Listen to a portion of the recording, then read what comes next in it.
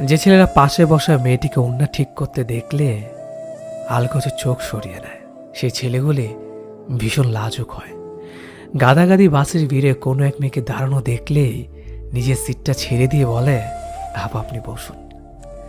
মেয়েটি একটা কৃতজ্ঞতার হাসি দিয়ে বসে ঠিকই, তারপর তাদের দিকে আর ফিরে তাকায় না। সে ছেলেগুলি চিরকালই অগোচরে থেকে যায়। সেই ছেলেগুলি টিউশনের টাকা একটু একটু করে খরচ করে। মাসের শেষের দিনগুলোতে খাবার বিল দেওয়ার ভয়ে সকালবেলা না খেয়ে ক্লাসে ছুটে। মা ফোন করে জানতে চায়, বাবা দুপুরে কি খেয়েছিস? হাতে শুকনো পাউরুটির দিকে এক পলক তাকিয়ে উত্তর দেয়, পুঁইশাক বেগুন দিয়ে ইলিশ মাছ আর ডাল। দুপুরের অসহ্য রোদে কোলাহলের রাস্তায় ৮ কিলো হেঁটে ছেলেটি টিউশনে যায়। ক্রিং ক্রিং করে পকেটের ফোনটা জানান দেয় বাবার ফোন।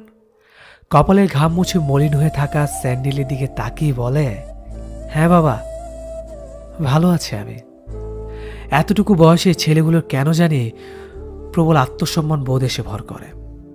বাড়ি থেকে টাকা চাইতে লজ্জা পায়। এই ছেলেদের একজন করে প্রেমিকা থাকে। হুট খোলা রাস্তায় চলতে চলতে একদিন প্রেমিকার হাত চেপে ধরে।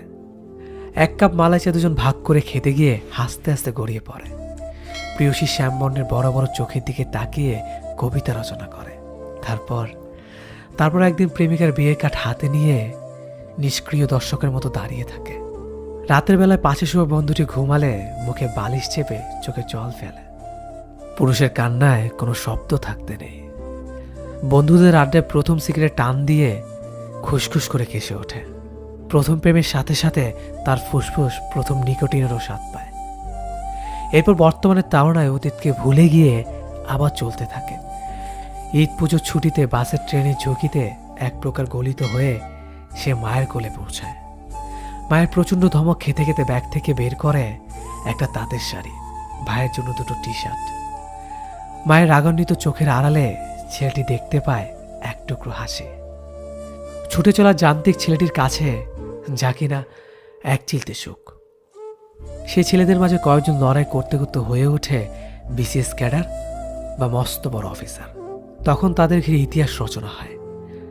পাশের বাড়ির বাবা মা ছোট্ট ছেলেটিকে তাকে দেখিয়ে বলে, ও যে দেখছিস কালো সানগ্লাস পরা মস্ত বড় কালো গাড়ি নিয়ে এলো, তোকে ঠিক তার মতো হতে হবে। আর লড়াই করতে করতে হেরে যাওয়া ছেলেগুলি হয়ে ওঠে শিক্ষিত কেরানি। তাদের জীবন জুড়ে শুধুই দীর্ঘশ্বাস। তারা কখনোই কারো গল্পের নায়ক হয়ে ওঠে না।